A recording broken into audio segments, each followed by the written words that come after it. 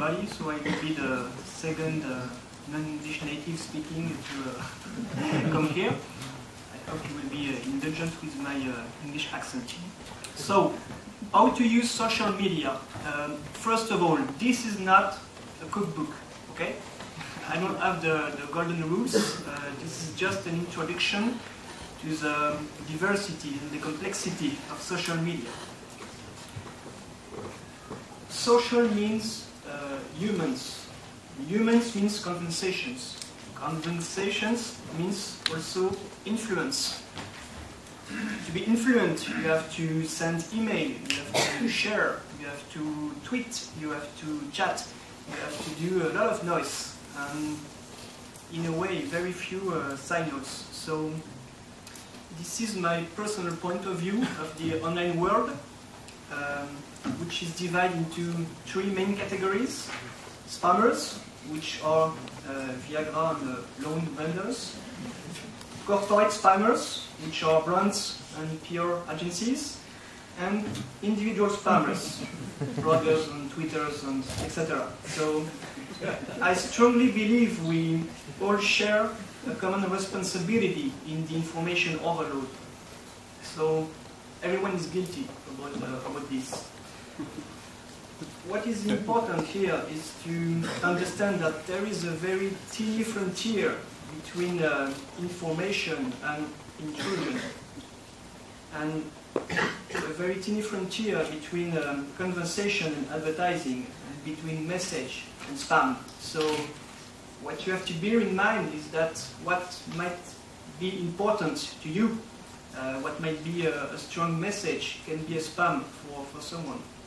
What looks like a signal is in fact noise. So just be careful when you try to launch a campaign. Okay?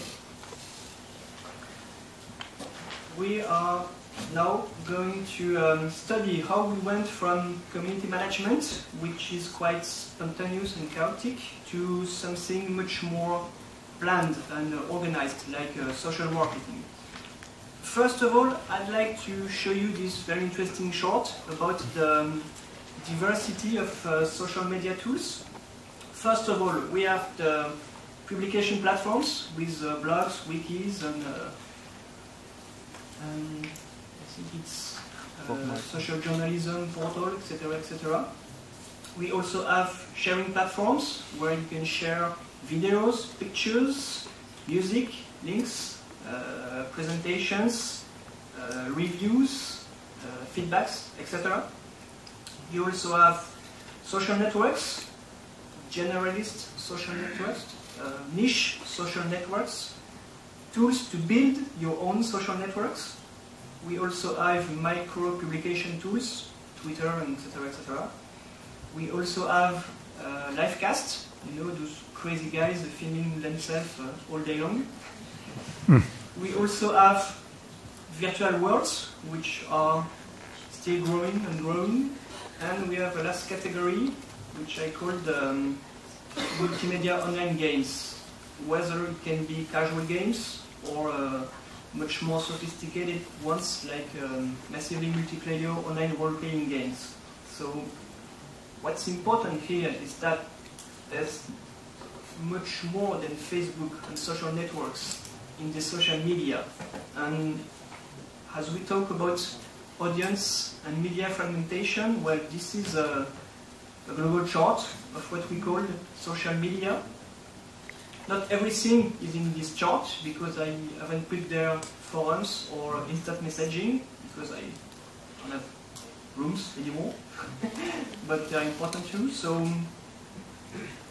the idea here is to try to evaluate what is the global presence of a brand, apart from social networks and Facebook, which we talk a lot, not maybe too much, these last days. Speaking about social networks, I have another interesting chart here, which is an adaptation of the Gartner Hype Cycle, adapted to social networks. This is not golden rules, but this is my interpretation of the maturity of social networks. What you can see there is that there was a life before Facebook, and there will be a life after Facebook, which is only one social networks among many others.